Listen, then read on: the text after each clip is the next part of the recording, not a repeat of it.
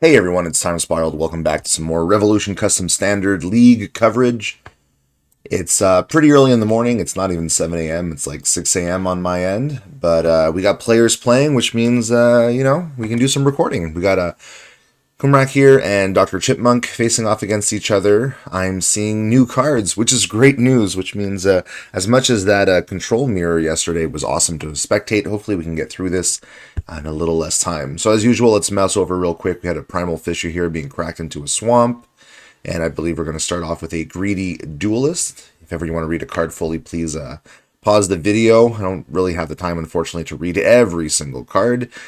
We got Marl Vikuro Head. We got a Scuttling Cicada, which transforms into Buzzing Metamorph. Nice little Delver type here. And Stargazing.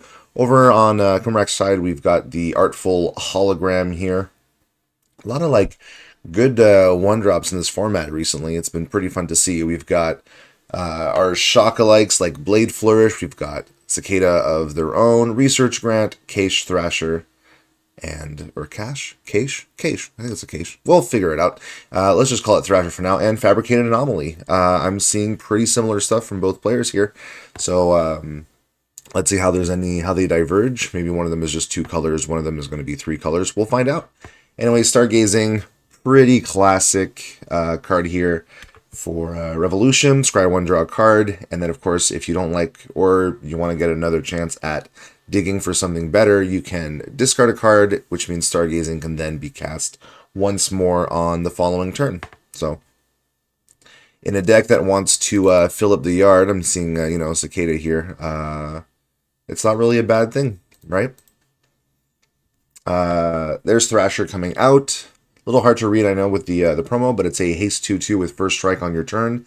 Beginning of combat, you got to sacrifice a memory, and whenever it attacks, you cache the top card on your deck. Sorry, my cat is being a noodle, and she's trying to get on top of the keyboard, and she's not allowed there. Are we able to see what it is? Yes. So we know that it's a Searing Grace. So at any point, you can pay 2 to sacrifice a memory, and you can play the cached card this turn. Over on Chipmunk's side, we've got the Unstable Experimentation. Draw a card, then you can opt to either discard a card or Surveil 1. When you discard a card this way, Unstable deals 3 damage to any target at sorcery speed. Just plenty of value here. No surprise here. Damage is going to take out the threat.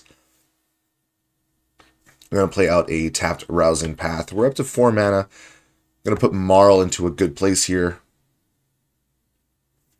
What's nice about Marl is that it doubles. Well, it doesn't double, but it +1s your draws and it +1s your damage, right?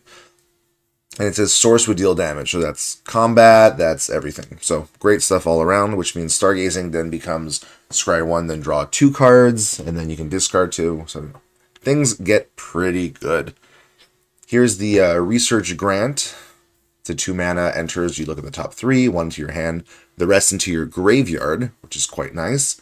And then when you've completed the policy's 2 conditions, in this case, cast 2 or more spells this turn, or draw 2 or more cards this turn, it will then transform into Progress, which lets you pay X when you cast a spell, where X is its mana value. If you do copy it, you can choose new targets, but only once each turn. It doesn't say instant or sorcery spell, it just says spell. So Progress is a very good card. And 2 cards were played this turn, so we're already at the first condition completed here. Okay, Chipmunk's side. We are at 4 mana here, playing out Marl, the Vikuro Head. Needed to use the blues and the reds here, so just with black open means you can't immediately use the Stargazing. So as amazing as Marl is, one of the issues is it's a 2 toughness creature. Yeah. So, which means there's a lot of removal that tags it for pretty cheaply, which is something I had noticed when I had started brewing. Marl is a card I'm interested in, but the 2 toughness is definitely something that you have to keep in mind. Looks like Rousing Path there was cycled away. We got more copies of Searing Grace here. It's a really nice card. I'm happy that I have at least 1 card in Revolution that's being designed that's seeing some play. Yeah, it's a 3 damage, 3 mana instant, but it costs 2 less if you've activated a non-mana ability this turn. So there's a lot of ways to do that, especially if you're doing stuff like this or if you're cycling. So Great stuff all around. Stargazing, unfortunately not going to get the Marl bonus, but it is what it is. Seems like we drew a Leowen Escape Artist. It's a 1/3 Skulk. When it deals combat damage, you loot, put a loyalty counter on her. For red, you can put a loyalty counter on her and transform her. So I really like these cards because they turn into some pretty cool planeswalkers. So Leowen turns into Ghost of Vikuro here, which has a bunch of abilities. Creatures you control have Skulk. Until end of turn, +1/+0, -1/0, draw a card, discard a card, and then finally the big one, right? Exile any number of cards from your graveyard, deals that much damage to a non-player target. So Paxo removal. Nothing here to finish up the game, but lots of little utility here on a good body. So there we go. Leowen is in play. Mountain is up. Nothing to cast with Mountain, though. Interesting. We're at Dawnsworn Survivor. 4/3 trample. Whenever you cast your second spell each turn, you can return it from your graveyard to your hand. That's quite neat. Are we going to be able to cast it? Is there is this 4-color? That'd be really interesting. Or are we just using it as unstable experimentation or stargazing or greedy duelist fodder?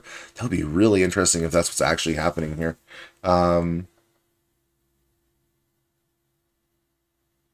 How does ruling on copying discounted Searing Grace work? Well, it's the mana value, so you still have to pay 3. Yeah.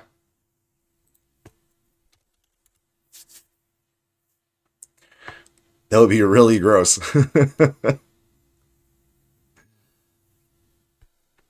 It does sound like regardless, there's a Searing Grace coming out, so Fabricated Anomaly, Puzzle Box, which is now the Puzzle Box. It's legendary. Tap, that's an activated ability. You discard a card, you draw a card. Searing Grace now costs 1. I'm assuming we're going to see a Searing Grace go out. I mean, you've given the information that you have one, so definitely something to keep in mind. Nope, okay. I mean, there's other ways that you can trigger it, but it is kind of funny that you've, like, sort of told your opponent that you've got that going on. Yeah, anyway.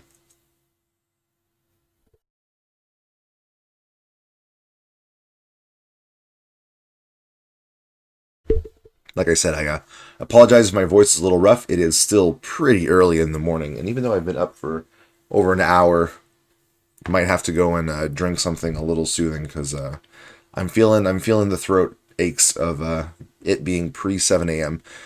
All right, well, a lot of stargazing going on, digging for stuff. We got an Exorcist of Errors here. Pitched out the Dawnsworn Survivor, which again I think is really cute. If all we're doing is bringing it back. I hope there's a way to actually cast it. If not, it's just kind of funny. I think that's the second card I've seen that can kind of come out that way. There's a black one as well that creates 2/2s if you pay 1 life for black. I would imagine if you're playing this one, you might be playing that other one too. Though to be fair, the other one only recurs if you've lost 3 or more life this turn, which is probably a bigger ask from this deck. I think double casting is a lot easier. So, Leowen, here we go, Exorcist of Errors. Yeah, so there's very similar stuff going on here. Cicada blocks, because again, you want to surface Cicada from your yard, so perfectly happy to do that.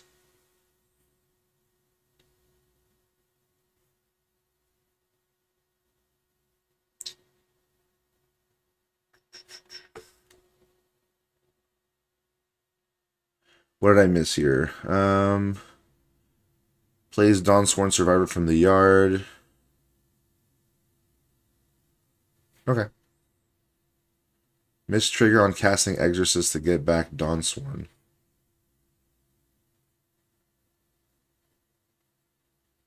Oh, okay. Anyway, Cicada being surfaced from the yard, it's cockatrice. There's an interface. You gotta take your time with stuff. It's just kind of how it goes. So yeah, comes back as a flying 3/2. I mean, that's the kind of size that we care about. It's good damage. Searing Grace in hand, Searing Grace on the cache. The interesting thing though is that it is a lot of reach, right? Like you can go 1, 2, 3, 4, 5, 6, 7, 8, 9. Like there's a lot of potential damage, but you can also just absolutely just clear up the board, right? So looks like the puzzle box was used. Looks like we're gonna start seeing the Searing Graces with progress. Always nice when you can double it up. So taking out 2 things, your Leonin goes back to your hand, I believe. Or is it just exiled? I have to read Exorcist of Errors. Okay, no. Okay, goes back to hand. It's an until, that's what I remembered. And speaking of, Leonin of their own, right here on the battlefield. So yeah, there's still another Searing Grace in there.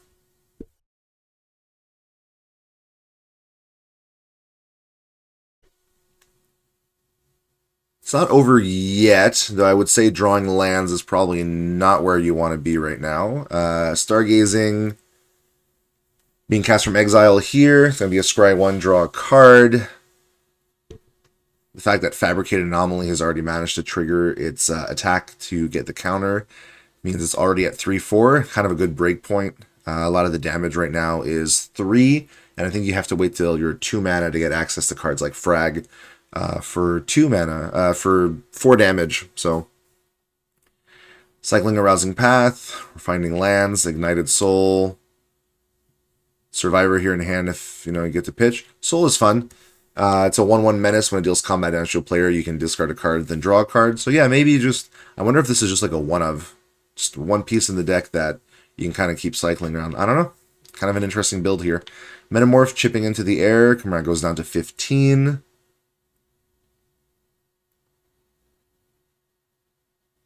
But you got a 1/1 blocker and nothing in hand, and you're at 10. That's 6 damage from the Searing Grace that's here. That's what we know. Fabricated Anomaly triggers. There's a lot of cards in the yard. You can easily make this a 2 and a 4 to put the pressure. Ignited Soul might chump. 8. I mean, it's not quite lethal, but I mean, it's getting pretty bad. Oh, took the whole damage to oh no, that's horrible.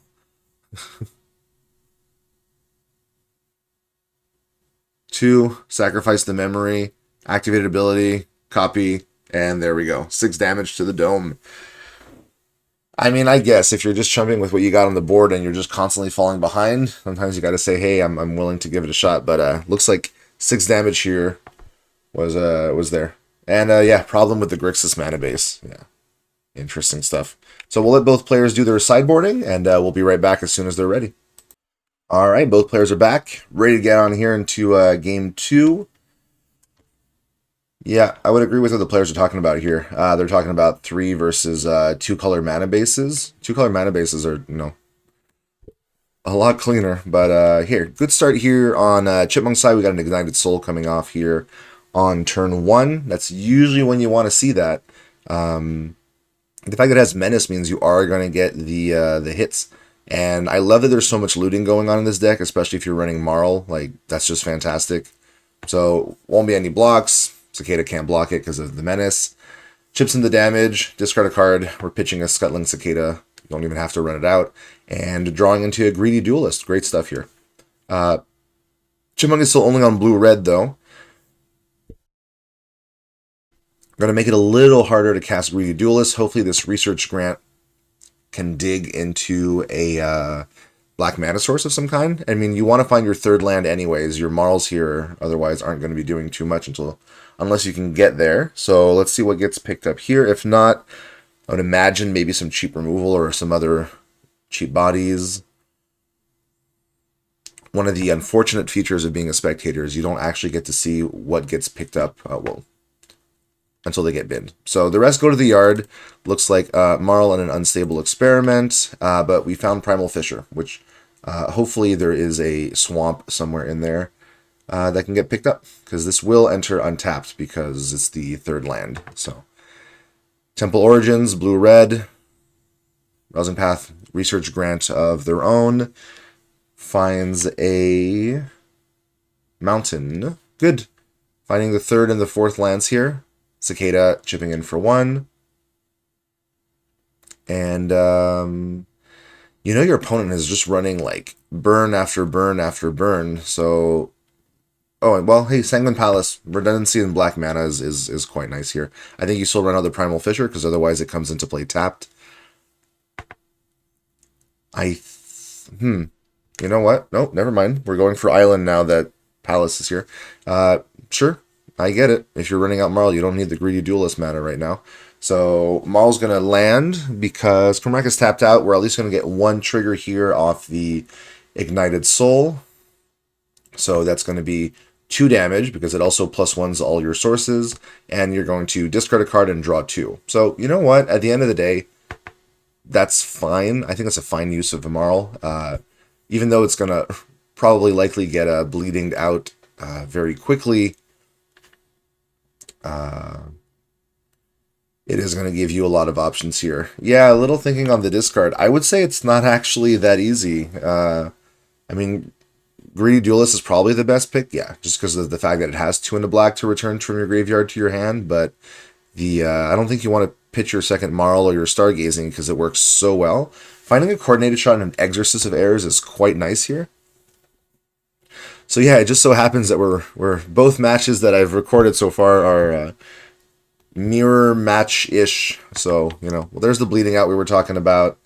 The excess damage is dealt to Dr. Chipmunk. Takes a small hit, running out Ignited Soul, and Cicada goes in for another point.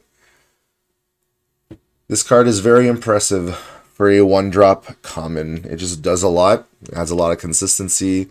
Lets you really dig for the stuff that you need. It's hard to block. Great stuff all around. And it's really good to trigger research grants, that's for sure. Okay, so a lot of opportunities here. You could just run out of Marl and then fire off a Stargazing and get your Ignited Soul. But you wouldn't, and that would trigger what? The draw 2, right? Cast 2 or more spells, because it would be 1 and 2. You get a lot of draw and value off of it. Otherwise, you can do something like a smaller play with Exorcist of Errors and something else. Try and see what they have in their hand. Get rid of removal. I don't know. It's interesting. We'll see what happens. It looks like we're going... Okay, looks like we're doing the Marl play, I would imagine. There it is. There's the Stargazing. Okay, looks like plan A is the plan. Scrying 1, drawing 2 cards. Great stuff here. Second Exorcist is really nice, actually. There's a lot of, like, it's a little fun mind game with Exorcist. I know it's not the fastest card to resolve, and I think that can make people hesitate a little bit at, like, appreciating the design, but I love the way it plays out. I love that the more you play it in a game, it's different. Once you start knowing what's in people's hands, it plays out differently. It's, you know, really good stuff. So there was the double cast. So progress is now up. Ignited Soul, going to swing for 2 damage. Discard, draw 2 more cards. You know what? I think that's all Marl needs to do. I mean, on a turn where you've drawn 1, 2 extra cards, dealt 1 extra damage, you're fine playing that 3 mana. Speaking of things that get rid of 2 toughness creatures, though, Advance of Fire and Faith. Wow. 2 damage to any non-battle target and 1 to one other. That just clears out all the creatures on the board. What a great card. I mean, I haven't seen a lot of people recently take out the operation to give all your creatures haste, but like right now it makes more sense to just swing because, you know, combat damage to players and whatnot. Getting progress up as well. But, you know, haste is not a bad thing to do. Really, you're playing it for that first part. The first part is just phenomenal. I mean, that 2 can go face. The 1 can take something out. It's a lot of value. And the fact that it's on a enchantment and not just an instant or sorcery. I mean, there's ways of recurring these. Great stuff, honestly. Advance of Fire and Faith is pretty cool. All right. We haven't played a land yet, so there's a 5th land available here. Stargazing can get copied to dig pretty far. I mean, you know, 2 scries, 2 draws. Exorcist for hand. Coordinated shot for dealing with something on the board. Interesting stuff. Gonna let Chipmunk think about it a little bit. 11 life, doing all right here. If there's a way of activating an ability, don't see one yet for Searing Grace. It's kind of funny that it also works with fetch lands, but all right. Once Chipmunk's ready to make a play, we'll see what it is. Because like Progress copies any spell, right? So you can get 2 bodies on the board. Still hasn't played a Black Source, but has the Sanguine Palace. So you could get a double Exorcist, for example, right? Take out 2 cards from the opponent's hand. None of them are lands, so you're definitely going to be able to get some hits. That would be 1, 2, 3, 4. You have the mana for it.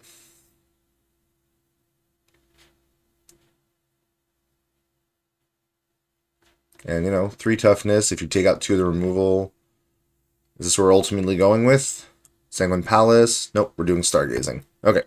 I mean, we can still do the Exorcist of Errors play. So, looks like we're just Stargazing 1. Oh, well, hey, Dawnsworn Survivor. I'm assuming this thing is going to get eventually slapped to the bin. So, there's Exorcist of Errors. Looks like we're not using Progress on it. Instead, Bleeding Out is getting cast here just to take it out in response to its ETB. Looks like we're doing Scuttling Cicada. Okay, looks like we're doing Progress on Cicada. From the graveyard? Oh, I guess that works. Interesting. Cast a copy of this from graveyard. Interesting. And its surface is transformed.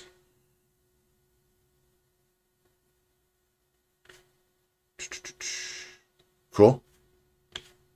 Yeah, I mean, that works too. I don't know if it's gonna... Oh, well, there's not an activated ability trigger, so... Not an easy way to use Searing Grace here with Progress. Alright, passing it over. This is a good spot. I mean, yes, you've got 6 damage, but your opponent... You're at 9. The issue I'm seeing here is that you're at 9, and your opponent is holding 9 damage plus, 2 on board, so... Twilight Ambush is great. Destroys a creature with power or toughness 2 or less. I'm not surprised to see it being run here. It's just a good removal. It's not base, but I mean, 2 stats to deal with, right? So, all right, putting in the damage. I'm hoping there's some bodies or some stuff coming out here, but we'll see. I mean, Progress gives you a lot of flexibility in what you're doing. Do we have lethal? Am I just missing lethal? Coordinated shot is 1, 2, 3, 4, 5, 6. Down to 3.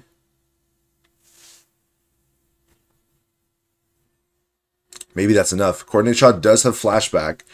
3 in a red, sack a creature, so. Oh, there it is. Bleeding Out, 6 damage on the copy, and then pass it back, Searing Grace, take it out. Alright, well, 9 life with the thing. Oh my gosh, there's triple Searing Graces. That's just really funny. So, Twilight Ambush, in response, Searing Grace. You were just making sure that there wasn't something that could disrupt your plan. Boy, Burn to the Face, just doing a lot of work here. And you know what? 3 mana is totally reasonable for these effects. And Bleeding Out Progress, that's a lot of damage for points. So there you go.